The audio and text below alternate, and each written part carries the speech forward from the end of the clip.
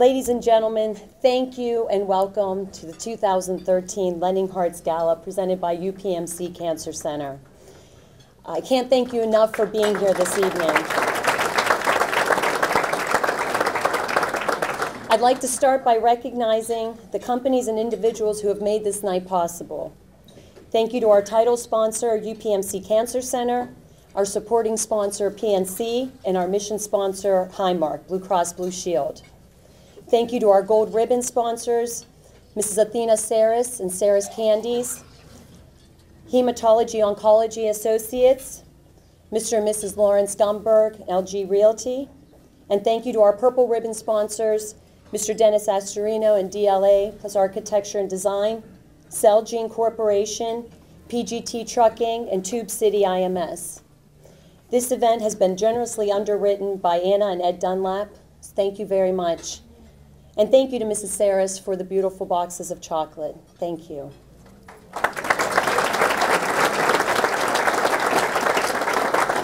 I'd like to thank our Master of Ceremonies, Mr. Tony Moad, and the fabulous Lucarelli brothers for their entertainment. And I'd also like to take a moment to recognize our Board of Directors, Board of Advisors, and Gala Committee members who were able to come and be here with us this evening. Patricia French, Tris Coffin, Christina Dickerson, Thea Martin, Regina Quinn, Karma Repchek, Rebecca Rickard, Susan Ross, Janelle Hall, of course our Dr. Stanley Marks, Dr. George and Denise Sokas, Mary Jo Capizoli, Michelle Lebo, my husband Constantine, Karen Peterson, and Constance Zotis. We are truly honored to have all of you here with us tonight, and I'd like to take this opportunity now to explain how Lending Hearts came to be and why we are here this evening honoring Dr. Marks. The one thing that my family could say that they either love or hate about me is that I'm a compulsive planner. I love making lists. Yeah, it's bad. Ever since I was a little girl, I could make a list about anything. And one of those lists was always what I wanted to be when I grew up. Over the years, it began to narrow down, but I always said I wanted to be a doctor. But I also had a love for Wonder Woman. She was amazing. Who didn't want to be like her? She was beautiful, smart, strong, fast. She could fix any situation, and I just wanted to be like her and do it all. So into high school, I still considered wondering, how was I going to be able to do it all? And trying to strategize and always plan, I wasn't sure if medicine was going to be the route that was allowed me to do all of that. But I still loved it so much. So the Wonder Woman wannabe in me said that in order for me to be able to do it all, the plan was for me to pursue engineering. I went to the University of Pittsburgh School of Engineering and became a chemical engineer with concentrated studies in both biomedical engineering and petrochemical engineering, because I always wanted to leave the door open for perhaps medicine or pharmaceuticals in my future. I loved business and sales, so I focused on multi-managing state territories, handling large accounts, and later on project engineering management and environmental issues for industries. I got married, later became pregnant with my first baby, and was moving along. The plan was going well, right? I soon learned that you can only plan so much. I became a stay-at-home mom, and a year later, I was pregnant with baby number 2. So much for the planning, right? But the plan took a drastic turn in February 2004, 9 years ago this very month. The plan on February 4th was for the family to get together to celebrate my sister Constance's 17th birthday. The plan was the next day, on February 5th, I was going to have my routine ultrasound for my baby, because at this point I was about 18 weeks along. And the plan was for, at that same exact time the next morning, for Constance to go have a scan done, because the family doctor said that they felt just this little bit of something around her neck and thought that it would be best to have it checked out. All of that happened just as planned. The results of that day were anything but planned. Constance and I had our appointments at that same exact time that morning. At my appointment, I was told that the baby I was carrying was going to be completely deformed, with a misshaped head, and issues with the spinal cord. I was told to go for additional testing, but I needed to consider terminating the baby. Constance's results later revealed stage 4 Hodgkin's disease. To say our world crumbled that morning is pretty much an understatement. I went for additional testing, only to hear the same thing. And in utter disbelief, I knew I needed to make a new plan. My focus would be on my sister's health, the 16-month-old daughter I already had at home with my husband, and my unborn baby was just going to have to stay put for the rest of the pregnancy. We had too much ahead of us. Constance and I are 10.5 years apart. Just as she is my little sister, I also feel that I'm her second mom.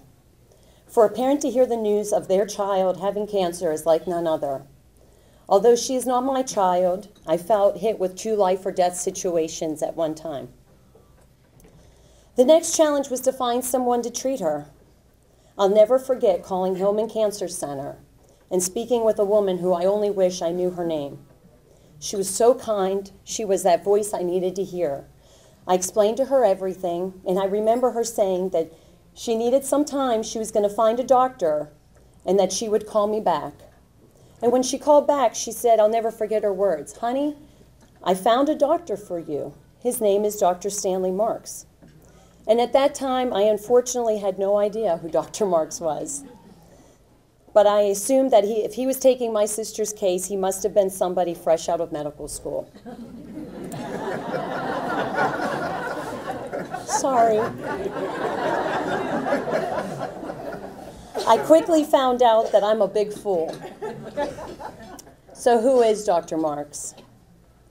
Well, on the other side, I can only imagine what Dr. Marks thought of us when he saw this big Greek family in the room for the first time. What were your impressions, Dr. Marks? I see you smiling. For one patient, we packed that room with 7 of us, my growing belly, Dr. Marks, and Chris Lindbergh. We were definitely in this together. And again, I ask, who is Dr. Marks? Well, we quickly learned he is an angel. He took over her care, and we became a regular, large fixture at Hillman Cancer Center every other week. I went to every one of her treatments and continued to go to every one of my doctor's appointments, tests, and ultrasounds.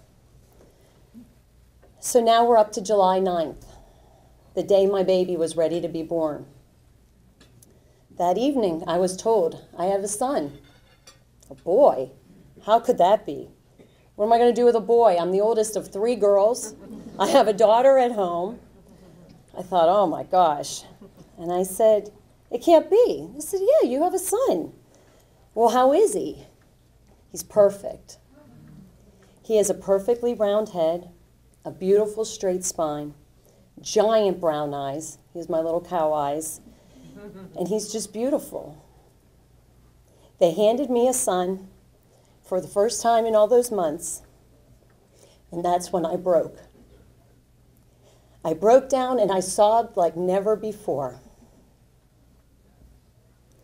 I covered that baby with tears that didn't stop flowing, and I still to this day distinctly remember that moment when it came over me that I knew that Constance was going to be just fine too.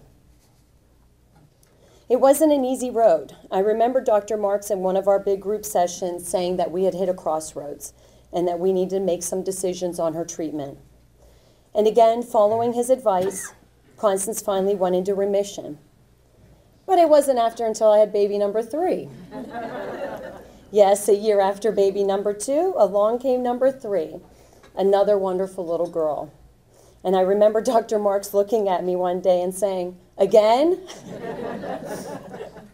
So what did I learn through this journey? And no, it's not family planning. I learned so much about compassion. From the moment we started chemotherapy at Hillman Cancer Center, the idea for Lending Hearts came to me. I only shared the idea with my family, not thinking that anyone would not thinking anything of it.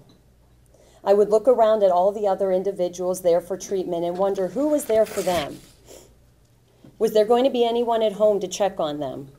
Who was going to keep them engaged and living? I just wanted to lend my heart to them. As I thought about this, I couldn't help noticing how amazing family and friends were to us and Constance No matter how she felt, friends would call, stop by, take her out just to keep her going. If she didn't want to get out of her pajamas, they took her out in her pajamas. Nobody was going to let her sit at home, sitting around doing nothing. We are definitely a family of tough love. Her chemo schedule was scheduled every other Friday. She would miss school on those days, be sick over the weekend, and back to school she went on Mondays. She continued to dance and go to basketball tournaments, and I realized that the kids around us were lending their hearts to her and helping her to stay focused on life and living. Over the years, I never stopped thinking about Lending Hearts. I didn't know if there were any other programs out there like it, but I did seem to hear of more and more cases of childhood cancer and more stories of the world of separation and isolation these kids went into upon their diagnosis. Every family story is different. It is never one that is planned, but so many of the stories follow a similar path. It is one that includes days of missed school, losing touch with friends, and missing out on field trips. They're trying to adjust to a new normal, one that includes hospital visits, hair loss, and stresses in the home. It is hard enough to be a kid in today's world. Nobody should have to experience cancer on top of it all. And cancer shouldn't be a reason to lose friends and miss out on experiences. Thanks to all of the medical advances, there is a lot of life to keep living. Wouldn't it be wonderful to have an organization that kids and teens with cancer can call their own? Wouldn't it be an organization that allows them to get together on a regular basis outside of the hospital? An organization that allows them to participate, learn, and have memorable experiences at the many amazing facilities that we have in this region. An organization that keeps the focus on living, finding friendships, comfort, and fun with friends and family, and building a positive network with other people who are going through similar circumstances. And last but not least, an organization that provides it all to them for free. In 2002, Dr. P.J. Landrigan, one of the world's leading advocates of children's health, reported that the total cost per case of childhood cancer was estimated to be about $623,000. That price is rolled out to everyone.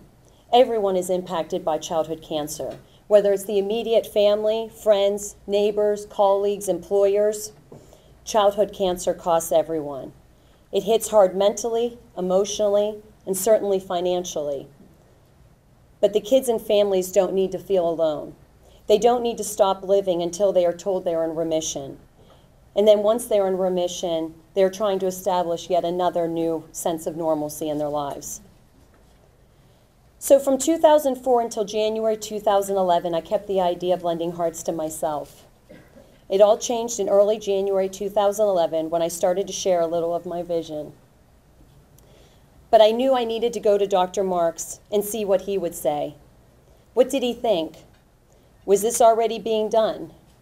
I knew there wasn't a need for duplication of services in this area, so where did I begin? Dr. Marks encouraged me to keep on this and see to its development. I met with Children's Hospital of UPMC, the American Cancer Society, Leukemia Lymphoma Society, the Cancer Caring Center, and so many others.